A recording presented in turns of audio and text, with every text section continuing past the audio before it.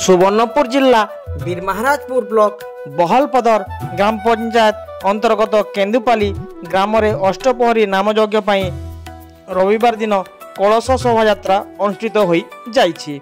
ग्राम रे नवनिर्मित माँ पंचखंडा मंदिर प्रतिष्ठा अवसर में हेबाकु थिबा अष्टपहरी नामयज्ञ कलश शोभायात्रा होइथिला। प्रथमे ग्रामरू प्राय 100 रु अधिक युवती और महिला निकटस्थ जलाशय को जाइथिले। सेठारे माँ गंगा को आवाहन परे पूजार्चना करा जाइथिला। परे एक भव्य शोभायात्रा रे घंट शंख मृदंग संकीर्तन सहित जलपूर्ण कलश आनी होम मंडप और नाम मंडप रे स्थापन करा जाइथिला।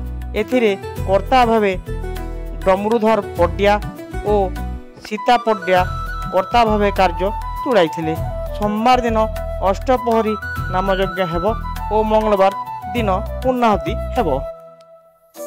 बीरमहाराजपुर मंगलू घेवेला रिपोर्ट ऋषि टीवी।